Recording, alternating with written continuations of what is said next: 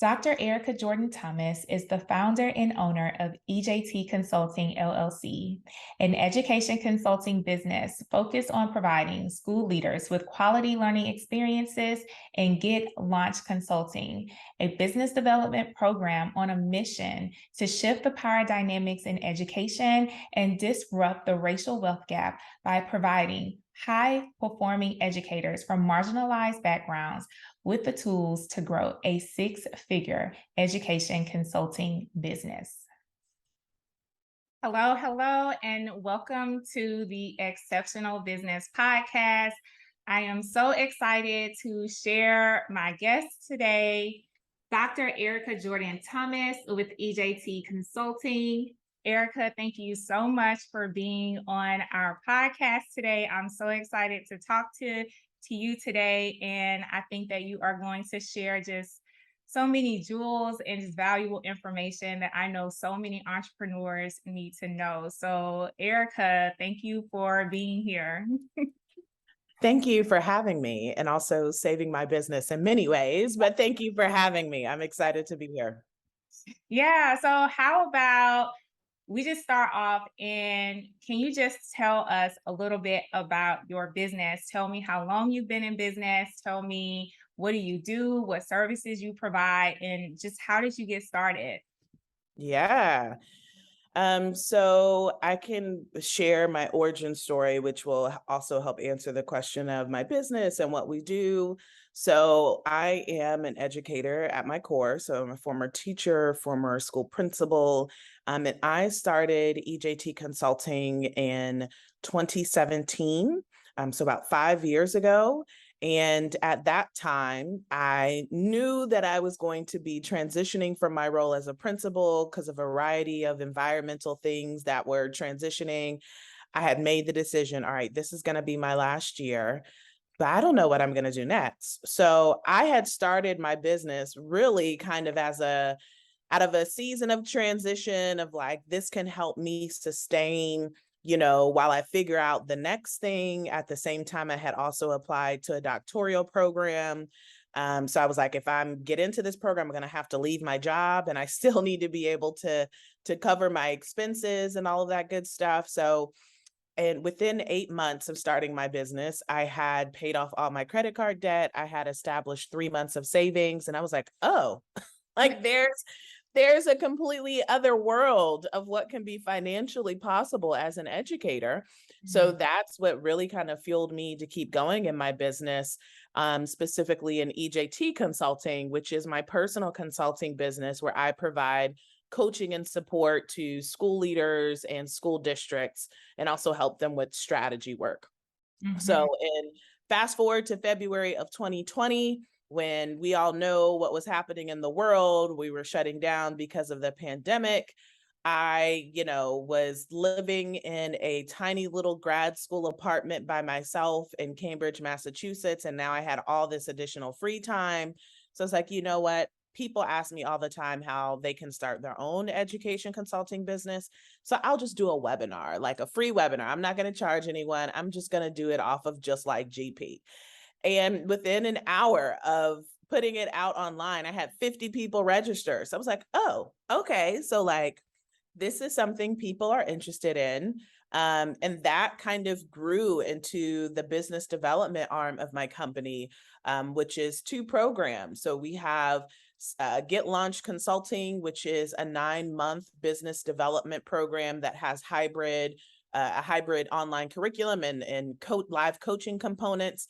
And then we also have the Six Figure Educator Mastermind, which is a 12-month program for educators so Get Launch Consulting is for folks who their next money milestone is a 6-figure year. The 6-figure mastermind is for educators of color who they've already made 6 figures in their business. Now they want to make 6 figures in a quarter or a month. So in the past like 2 years has been, as you know, Nakandra, has been a roller coaster and wild ride because you have been side by side with me during this entire time. But that's kind of a high level overview of the work that I do. Uh, your business has grown like just substantially. Um, do you feel like when you look back at it, does it look like you thought that it would? Like, do you when you first started that webinar versus like now, could you have even imagined it? Does it look like you thought it would? Does it look different? Um, Gosh. how has it transformed, I guess you can say, between then when you first started the webinar to now with the huge, impact you've had to like educators? Like, what do you think as far as like your transformation with EJT Consulting? Oh, wow. That's a beautiful question because I think, one of the things I have to remind myself to do, and actually, I think we just recently had a conversation about this, was like really being able to slow down and be present to, all the good things that are happening, the growth that's happening. And, when we look at, average businesses, the average revenue, for certain businesses. I think it was American Express who recently, a couple of years ago, did a report that said the average Black woman-owned business has revenue of $24,000 to $28,000 a year. Mhm. And I've made that in a day. Yeah. And so, like, it's having the opportunity to really be able to sit in the growth that we've made is something that I have to continue to remind myself to do because what I've been able to do as CEO, what I've been able to do in partnership with an amazing team has been really extraordinary. And even yesterday I was having a conversation with my EA, my executive assistant, who's full-time on our team, and we were planning for our retreat that's next month. And she said, last year at our retreat, it was just me, you, and Danielle, who's our online business manager. And I was like, oh, yeah, it was only three of us.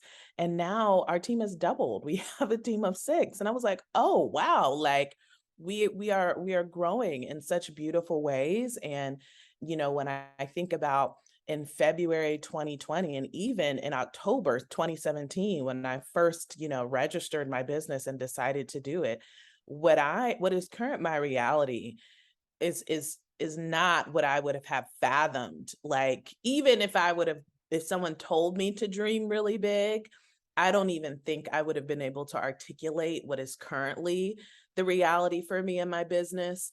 And I know, even if I look back to 2018, I even struggled to call myself an entrepreneur, right? Yeah. Because like I didn't even like connect with that word.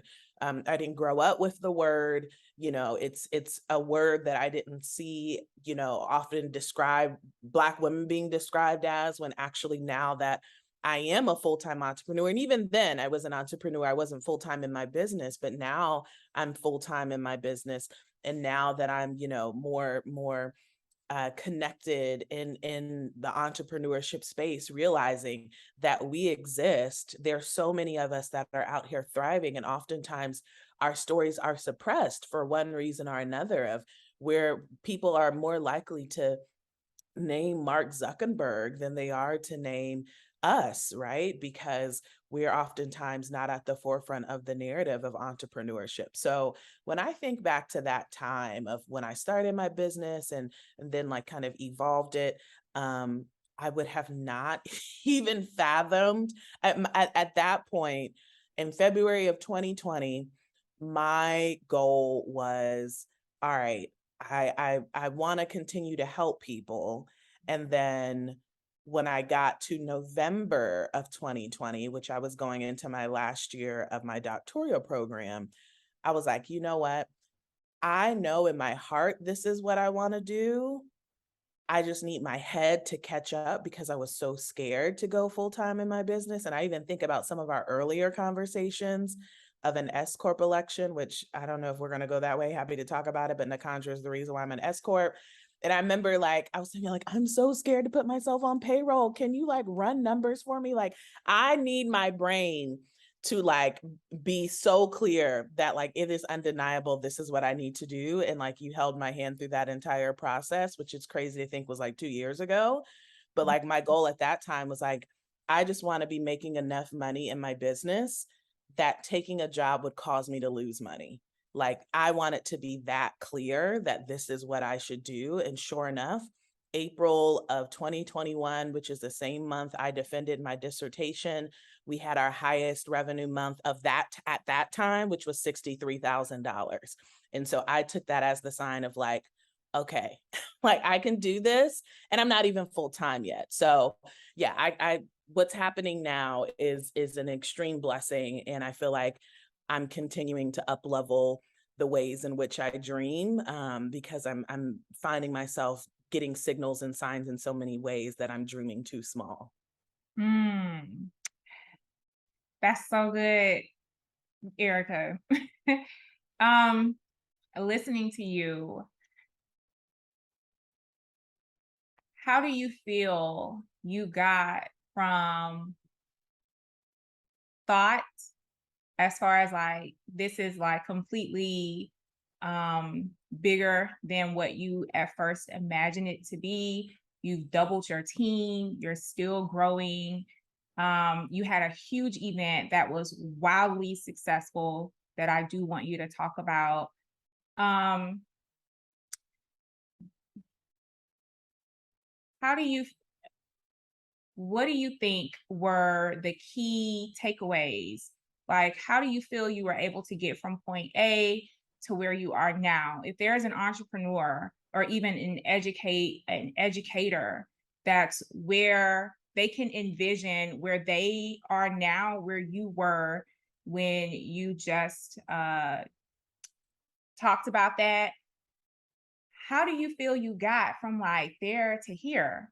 Like, Mm.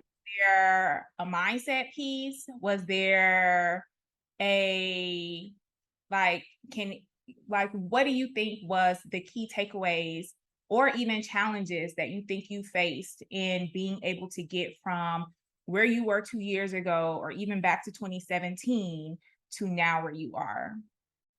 Yeah, that's such a great question.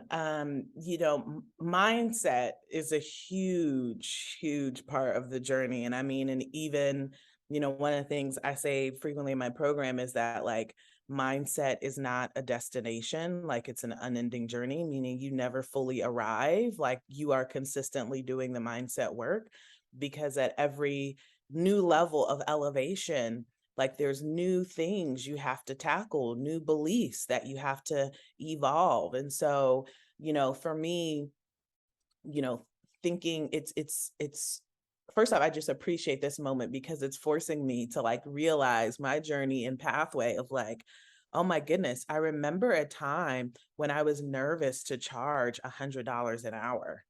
Like, I remember a time when I was afraid to do that, when I was like, I was, I didn't think anybody would want to buy or purchase with me or become a client if I was charging $100 an hour. And now you will never see $100 an hour listed for anything for me. Like that don't even make me set an alarm, let alone get out of a bed. Right. And so like a part of that was really being able to understand my relationship with money. And, for me, I really had to interrogate like what were the stories that I was consciously or unconsciously telling myself about money and where was that coming from? And after like really being thoughtful around doing that type of internal work, I realize, and most of the time, like our money stories are, our family of origin stories, right? Of like, how did you grow up? What were stories that were reflected back to you, whether verbal or nonverbal, around how money works, around the flow of money? And for me, I grew up in a single parent household. My parents divorced when I was in second grade. Both of my parents were highly educated. However, both of them were not very financially savvy. And so I grew up shopping at the thrift store. My father, who again, like very educated in the formal sense of, having graduate degrees, my father drove a Toyota van that I kid you not looks like the Scooby Doo van with the flat face front of the van. It had blinds on the inside of the van, like blinds on your windows. They had blinds inside of the van. And he literally rode that car until the wheels fall off because my dad was so frugal, meaning if it still works, you don't need to buy something new. So here my dad was, who had the financial resources, but he was operating from this belief that if my car will still get me from point A to point B, then I don't need to upgrade. And then the moment I started to unpack all of these beliefs that really stem back to money being a scarce resource, I began to see all the ways that I was perpetuating those same beliefs. So I literally remember it was like this moment. I was sitting in my little tiny grad school apartment in Cambridge, where it felt like this like literally awakening that happened. I was sitting at my little dining room table in the middle of the kitchen, and all of a sudden I started to see all of the things that I had been carrying with me for years, that I'm like, I can afford new pots, but I still have these like old IKEA pots from years ago when I couldn't afford anything new. And now this is the energy that I'm sitting in. I'm sitting in this energy that I can't, that I don't deserve nice things. I'm sitting in this energy that you ride things until the wheels fall off. And unconsciously, it would be showing up in the way that I would be approaching my business, because it's hard to speak from a particular price point when your environment is sending messages that conflict with that price point. So it is hard for me to tell a client that the price tag is $15,000 when I'm sitting with old IKEA pots, when I'm sitting with old bedding that, like, I've had, no lie, I had since college. And I'm sitting here trying to tell a client the price tag is $15,000. The energy, it doesn't align, which is why I was starting to feel tension in these beliefs of what I'm charging in my business. So that was one of the first things that I had to do, is I had to do an inventory of my environment. And in this case, literally the things, the physical manifestation of my environment, of what am I wearing? What am I surrounding myself with? And that was one of the first steps of being able to undo some of the mindset work and step into the mindset work. Because at that stage, right, it's like, I need to increase my price. And what does it look like to stand boldly and confidently in my price? And that's like, early stage mindset work. And now where I am in my company, it's like, I need to hire 3 full-time positions in the next 6 months. And so, like, the money mindset work is, am I going to pull the trigger to do it? And even we were having this conversation the other day where I'm still kind of nervous, like, ooh, girl, like, that's 3 more salaries. Like, ooh, can I do it? And I even told you, I was like, I don't know why I still feel broke, but I'm not. Right. And so, like, it's that constant mindset work. And the first step is just really being aware, so that way you can manage it in your business. Oh, that was so good, Erica. Oh my gosh. I know that that will help just so many people, just that part right there. Like, I feel like that's been the biggest practice for me as well. Like, so as far as like how you transform at each level of your mindset, you've had to, as a practice, shatter that belief and transform into a bigger, bolder version of who you are to keep going. And what I feel like I'm seeing is like, hearing your story, like about your father and like about your childhood, that's like a manifestation of your transformation of like how you have blossomed and shifted your mindset as you continue to go. Hmm. Yeah, it's interesting. And the analogy that I make is, as an educator, where, like, when I showed up in my very first classroom as a high school teacher, like, I showed up with, like, all right, I'm getting ready to teach. And the reality is actually, the kids are teaching you. like as a teacher, it will hold up a mirror to who you are, your beliefs, like your unconscious bias, like, all of that is going to be reflected back to you as a teacher. And the same thing happens in your business. All of your beliefs around money, a mirror is going to be held up to your face around what those beliefs are. The extent to which you are delaying hiring or not, how much you're spending on really minute tasks that really actually don't make you any money, but you feel like you have to spend time in Canva making a social media graphic, right? Like, and then you start feeling these tensions of, well, I don't have enough time to do X, Y, and Z, when it's like, well, no, the question is, how are you spending your time, right? And why do you feel this internal sense of pressure to be spending time on these really minute, small, detailed tasks rather than the tasks that are actually going to make you money? And sometimes that comes down to, when I've talked about this a lot with my clients, is Mhm. we've been taught, particularly as marginalized people, as Black people who haven't had the grace of being able to put forward a rough draft. Like, Mhm. we've been taught we always have to be suited and booted, and we always have to put forth our absolute best. Like, we can't half step at all. So Mhm. then that shows up in our business as, well, I have to make sure all of my social media graphics look this particular way. I have to make sure I have a logo before I even launch. Meanwhile, you're spending time in these things that don't make you money and your business still hasn't brought in revenue. And Mhm. so at every single level, and I think that's the important thing for folks to be able to note, is like, the mindset work doesn't go away. And like, your responsibility and role as a CEO is, you just have to be really clear around what your mindsets are coming into your business. And the goal isn't necessarily to like completely let go of everything, but it's like to recognize, is it still going to serve me to operate in this way in my business? And you have to be really clear when it is not going to serve you. So that way you can move past it quickly to be able to make the decision that's best for you and your business. Mhm.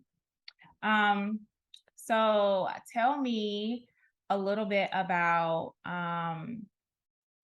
the live event that you had recently in Atlanta. Um, it was an amazing event that brought forth so many educators in one room. I would love to just hear your just like, what was the event, how did it serve the educators that showed up, and what just what it looked like just from your experience and so forth. Yeah. So it is, I've been trying to like figure out the best adjectives to describe those 3 days, because I mean, it was truly like nothing that I've experienced in my business. And I think a huge part of that was because it was in person, right? And so, like, we're just now getting back to in-person events. So this was the first time that me and my team were able to put together an in-person event for our clients, to the point where like there have been clients I've been working with for 2, 3 years, and it was the first time I met them in person. Mhm. Even my team. Like, my team is all virtual, and that was the first time we met all together in person. And so it was truly a really, really special 3 days, because you have within one room educators of color who are dreaming about something so big for themselves and their community. And the force that is counteracting those dreams are messages that society has told us as people of color, and messages that society has told us as educators. Like, one of the things that I absolutely hate is when people say, well, we didn't get into it for the money. And I was like, okay, but we didn't get in it to be broke. Like, it's like gaslighting. Like, it's as if somebody wants more money, we should feel guilty for wanting to be paid. Like, I don't like it. Don't like it at all. And so, like, our goal was to have 75 folks attend. We had 75 folks in the room, educators from all across the country who are doing amazing work in their current roles, and they're on a mission to grow their education consulting business to the next level. And so it was a really, really, unique experience as a team that we like jumped into, because we started planning probably 4 or 5 months prior to the event. And I even think like this was one of the ways in which, my mindset work had to another level of my mindset work. I was spending more money than I have ever spent before in my business because I'm planning a whole event, right? And so I'm like, "Ooh, girl," I'm like, we were having conversations. I'm like, "Ooh, the invoices that are being paid are like, ooh," and like, that was like another level of mindset work of like continuing to focus on the return on investment rather than the actual expenses up front, right? And the reality was as we were able to price the event to where, it was able to cover the majority of our budget before we even had the event. But I mean, it was such a beautiful, beautiful experience to be able to have folks who are on this, same values, same mission, all in the same room. And I mean, there was literally a spirit and energy of liberation in that room. Like I even go back and look at the videos because, Yeah. as I had two beautiful co-MCs who like did the dang thing. And so I wasn't in the room all the time. So I'm like, what's happening? I'm going back and looking at videos and I'm like, there was something really divine that was happening in this room of literally like people giving themselves permission to dream and like people literally setting themselves free mentally, emotionally, and like finally realizing like the only thing that's in my way of doing this is me. And Yes. like once we can get really clear on that, like now I can tell you like how to build your business model, how to price things, your marketing strategy. Like I can give you all those things. But if you're not going to give yourself permission to do it, then like that ain't my work no more. That's only you can do that. So it was a really, really beautiful event. Yeah. And it also shows the effect of your mindset work and how that's now affecting other people's mindset work. And it makes it so much worth it. And it makes you realize there's no reason to shrink ever because what you're doing also allows other Black women, other educators, other women just to embrace the act for more, right? The act for just evolving way beyond what they feel like their capacity is. And so I feel like I saw a lot of the social media from your event. I definitely feel like it was an amazing, amazing event. And there's just so many women that were there that was, it just seems like there was just like so many powerful shifts that happened. So, and you will be having another event.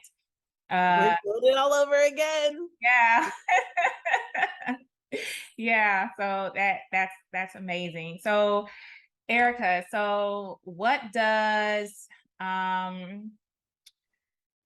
like I am going to ask you a few like just about like your S corporation, how's the journey been as far as like um well, we can talk about that now. Like, how do you feel your journey has been being an entrepreneur and having to deal with accounting and taxes and finances, and then kind of like juggling that with a mindset work and not trying to, kind of like sabotage your business, in a sense, dealing with accounting, which is not just the easiest subject and topic and fun thing to deal with in your business?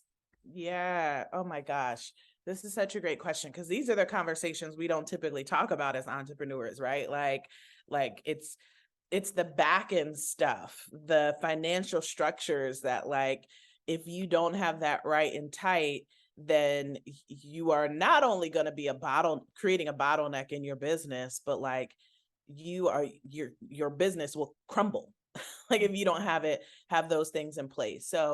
Um I have this very like distinct memory that would have been I think 2 years ago, maybe 2.5 years ago, where at there's stages, right, to your financial structures, right? So like when I first started in my business 5 years ago, I was keeping track of my income and expenses in an Excel spreadsheet, right? So like every check that I would get from a consulting client, I would put it in this Excel spreadsheet, and my expenses were like minimal, like travel. Like that was really the only expense. I didn't have a business credit card at that time. I had a business bank account, but no business credit card. So like my my books or my flow of income and expenses was actually it wasn't that sophisticated. And then as my business was continuing to grow and my income was continuing to grow, that meant that my expenses were getting a little bit more sophisticated. So before it was just travel. Now it's like, okay, I need to pay for the domain. I need to pay for Squarespace. I need to pay for, all these pieces of software. Now I'm getting more, for lack of a better term, more line items Mhm. like that would be in a P&L statement. But at that time, I hadn't made the transition into an accounting software or formal accounting software to be Mhm. able to categorize all of these things. So at some point I was like, okay, like I need to like just make this transition because now money is coming from multiple places. It's not just coming from checks. Now I'm getting money through online like payment processors. And so like we just need to up level our structure. And so I made the move to QuickBooks. Mhm. And I remember the first time that I was like, my numbers ain't right. Like, I got everything connected, but like my numbers aren't showing up right. And then that's when I learned, like, oh, you need to be reconciling your books. And so I was like, okay, well, let me call QuickBooks and let me like have them, walk me through how to reconcile. When I kid you not, we were on the phone for like 30 minutes, and then I realized I just reconciled only one charge. Like that was only one of like 80 some that was just one. I was like, "Oh my god." I was like, "I can't do this." I was like, "I'm not gonna be able to do this, and it's time to get a bookkeeper because what I don't have the time to do." Oh, and actually that's at that time my VA was the one who was updating my statements in QuickBooks. Mhm. And then when my books were off, I realized that like I had got to a point where I had to have the support of a bookkeeper because my income streams were becoming more sophisticated and my expense line items were becoming more sophisticated to where now it's at the point where it's a non-negotiable that like I have to outsource this, which is how you and I got connected. And I remember you having to go back and like reconcile a few months worth of my books just to be able to get me to the place where everything was accurate, everything was what it was supposed to be, and then we could move forward. And I also remember at that time, you were like, Erica, like the amount of money you're making, you should really be thinking about S Corp. And I was like, okay. I was like, what's the S Corp? Like, Oh my gosh, I remember this I was conversation. like, what you mean? Like, what is that? And like that's the whole thing where it's just like, I mean, and now I look back at it and that's such a foundational like tax classification as an entrepreneur. It's such foundational knowledge, and I think this goes back to one of the mindset pieces that I've realized the pattern for myself is some of the things that I fear are really just a lack of knowledge. It's because I don't know. And so like for S Corp, it was so scary for me because I just didn't know. Like I Mhm. didn't understand it. I didn't know what it meant, to the point of why I'm so grateful for you is because you were really patient with me to not just understand it, but like as a math brain, a former high school math teacher, I was like, can you show me what the savings would be? So if I was not an S corp, what's my estimated tax obligation versus if I am an S corp, what's my estimated tax obligation plus including the S corp expenses of payroll and all that stuff. I need to be able to compare and contrast the numbers to make this really clear. And when you gave me the numbers and it was a savings of thousands of dollars, I was like, oh, okay. So we need to go ahead and make this move. And so, you know, that was like the first stage. And then, I think at that point, so that was like in about 2-ish years ago, a little over 2 years ago. And I think at that point, I think we maybe we're hovering over 50 10 to 20, maybe $30,000 a month at most. And Mhm. now we have had multiple six-figure months. Yes, And so, like, we've grown in a way where, like, now the conversation has become more sophisticated beyond just a P&L statement, that absolutely. now we have to talk about cash flow. Like, now we're having more sophisticated conversation around tax obligation, around tax saving strategy. Now we're having more conversation around reserve, because I want to hire 3 full-time people in the next 6 months. So given my cash flow, given my monthly reoccurring revenue, like, is that feasible? Can I do that? What do I need to be thinking about? And so, like, the conversation, it grows and it becomes more sophisticated, but I don't want people to be afraid of that, because what I can say from my own experience is when you partner with people who are extremely knowledgeable, this is their zone of genius, like Nakandra, you can lean on them to be able to give you the information that you need to help guide you. And that's been now the thing that I'm at the stage of, is I have to build my money team to where, and even, when I found my new financial advisors and now I'm talking retirement conversation, I think it was you who was like, Erica, I just want you to know, like, I can meet with them. Like, we can have a triad meeting. And I was like, oh, yeah, Mhm. we probably should, because y'all both dealing with my money. Like, we should probably all be at the same table having this conversation. And so that's what I have found peace in, as I'm still, elevating to new levels and taking on new things in my business that I've never done before, is when you partner with the people who this is what they do, they can help be the support for you, to help you just build your knowledge through the process. Mhm. Yeah, that's so good. And even like a mindset piece of like you figuring out that you needed help. And some people may shy away from hiring accounting work, but you came at the perfect time where we were able to like do the S corporation. Where so if you are operating in a scarcity mindset or like feeling like, oh, you could DIY everything yourself to Right. point you made about Canva, you could also be missing out on opportunities that could also help you grow. So I think that that's really good. Mhm. So now that you've grown your business to the point where it is today with multiple six-figure months, just like a team, a mastermind, your live event, your original curriculum program. What does your work-life balance look like? Like, how is it like? How does your balance for work and life look like? How do you manage your time? What does your schedule look like?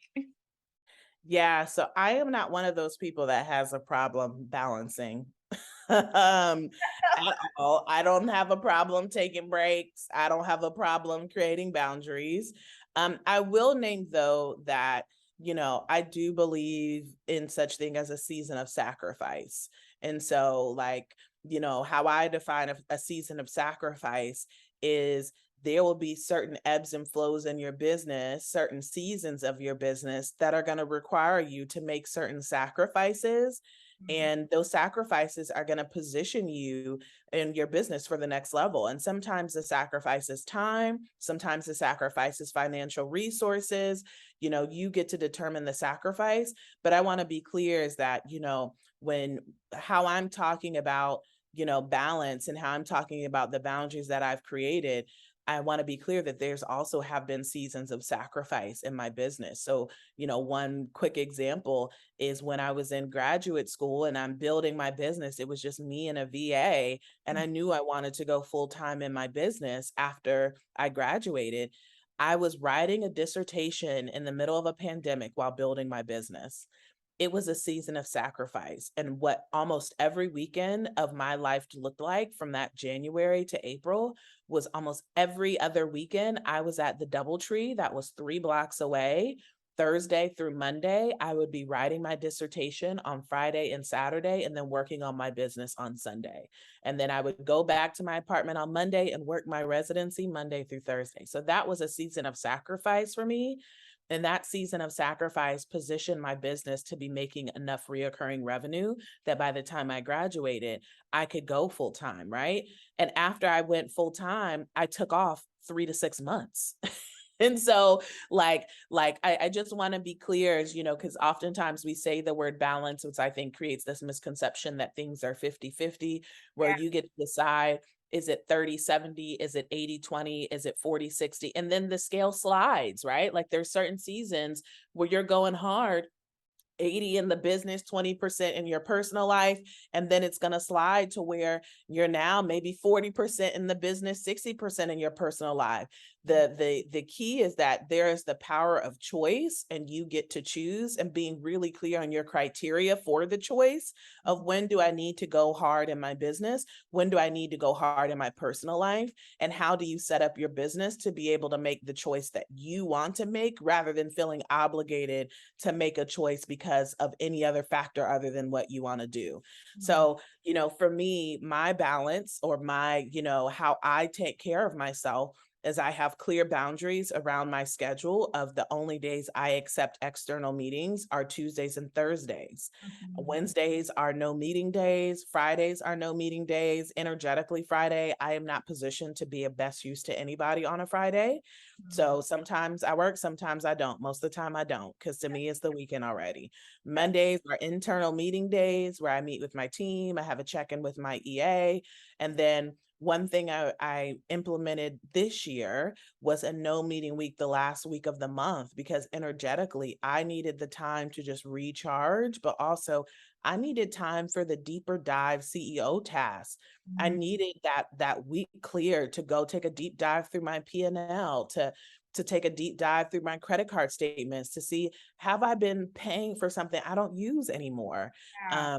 So that's been a huge part of my balance. And then the other thing that I'll name is I love to be flexible in my location. I recognize that, I don't have a family, it's just me. And so the one of the ways that I lean into just my what makes me happy and what brings me joy is traveling brings me joy.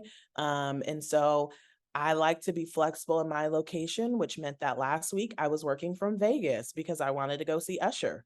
And so I bought concert tickets, I booked a flight, and I was working on Tuesdays and Thursdays, and the concert was on Wednesday. Mhm. And so taking full advantage of that are things that bring me joy. Yeah.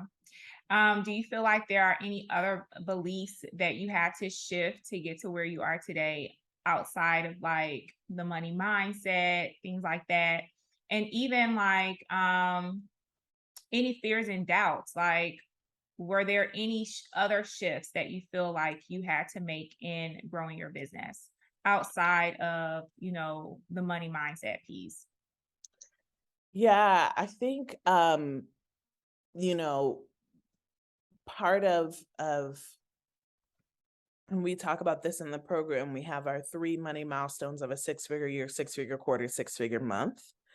When you're at like the 6-figure quarter and you're trying to push through a 6-figure month, you have got to duplicate yourself on the client delivery side. Mm, Meaning, I cannot be the only one that is servicing clients, mm. which means that I cannot operate with a belief that no one else can serve my clients like me. Oh, that's so good. So I actually have to believe that someone else can serve my clients as well as me, Mm, particularly when I train them appropriately, when I give them a strong onboarding process, when I provide them with reoccurring feedback. I have to believe that someone else can serve my clients just as well as me.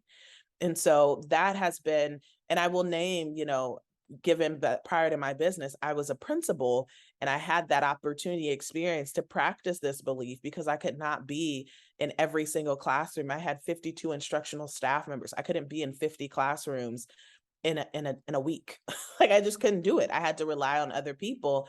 And so that's been, particularly in this stage of as we're continuing to grow our team and as I'm continuing to hire people, I have to stand really strong in the belief that someone else can do it just as well as me. Mhm. And it's my responsibility to provide them with clear onboarding, clear training, clear feedback, and to create those processes and systems such that they know what my expectation of what does like me mean. What does it mean to service our clients like Erica? What Yeah. is like Erica? Like Mhm. I have to actually explain what that is. And it's not just sometimes, we do our best to write it down, but then there's also certain things that even as I continue to, gain my love of awareness of, like, for instance, we just brought on graphic design support. And when they sent us the first graphic back, oh, I realized we never use solid backgrounds for, so they just had like a solid background in the back. And I realized part of my brand is really bold, which means we always use patterns. So even though this color is in our brand kit, that Mhm. actually doesn't fit our brand guidelines, which means I actually need to articulate to them. But I didn't realize to this moment that's what I do, right? So I would just say that that's the other thing that I think is really important. And I see a lot of people getting in their own way with this belief that, and sometimes it's like, sometimes it's client delivery, and sometimes it's the most basic belief, like, girl, if you don't let somebody else send that invoice, if you don't let somebody else send a contract, like, just record the video, let somebody else get in the client inbox and respond to them emails. But having to believe that not only can someone else serve your clients the way that you do, but also being able to recognize that doesn't mean that you're any less of a person because someone else is serving them. Mhm. Um, so that I would say is really important. That's so good, Erica, because that's literally what I think is the stopping point. The six figures is just one stop. The scaling up to like the million is definitely the team. And that mindset that you just talked about is literally, to me, I feel like a huge stopping point with entrepreneurs not being able to get to that level, Right. not being able to build a team. Mm-hmm. Mm. All right. So, last question I want to ask you is um, any advice or feedback that you want to give to like any people that are currently just in education? Like, let's say they want to be an education consultant, or they are growing actively or trying to grow in education consulting business, or they are, in the midst of one. Is there any feedback or I don't know, just any nugget that you want to leave here for them that could help them along their journey? Mm. Yeah, I would just say trust yourself. It's it's one of those things where, running a business, you're constantly like driving towards something, or you should be driving towards something in terms of goals or, KPIs or whatever. And I think it's really easy to doubt your abilities of like, can I do this? Like, is it possible for me to do this? And, one thing that I would just share and put out there for folks is to like go back and remind yourself of what are all the receipts that you have. Mhm. Like, and one of the things I say all the time is like, if you taught a child how to read, you can run a business. Because actually teaching a child how to read is a lot harder than running a business. And like the things that we've been able to accomplish as educators require such a sophisticated skill set in order to be effective and be successful. Like and this is the healthy bias that I have as an educator. People ask me, well, how was grad school? How was getting your doctorate? I was like, listen, I ran a school of 1,000 middle schoolers. Writing a paper, writing a dissertation is not hard compared to being a principal. I'm not saying it was easy, but like I ran a whole school. Mhm. And so to write a paper, even if it was 100 pages, is actually not that hard in comparison to that experience. So Yeah. I say that is like, I feel like with so many educators, that's a healthy reminder we have to give them. And it always be the ones who was on A and B honor roll. That was like, can I do that? I was like, listen, Mhm. you've been doing this since elementary school. You've been overachieving. And you're now wondering, will I still be able to achieve? Like, not only have you achieved, you've overachieved like for your entire life and in many different ways. This will be no different. So that would be my advice, is to just trust yourself. Yeah. So if someone wants to, what's the best way for someone who is interested in creating a consulting business or just being a part of Six Figure Educator that's coming up, what's the best way for someone to get in contact with you? Yeah. So I'm hang out a lot on Instagram. So on Instagram, my handle is E_Jordan Thomas. So E as in Erica underscore and then my last name without the hyphen, Jordan Thomas. So you can catch me on Instagram. And then you can also visit our website. So you can visit us at getlaunchconsulting.com. And if you click on programs, you'll see all of our programs, including Six Figure Educator Live, which is our 3-day live event. And we would love to have you. Yes, and I'm going to drop all of this in the show notes as well so that you all can also click the links to find Erica on Instagram, on our website. And yeah, so thank you, Erica, so much for coming on the podcast. I feel like you dropped so many jewels that so many entrepreneurs will benefit from growing their business. So thank you for being here. Thank you for having me. It's been a joy. Mhm.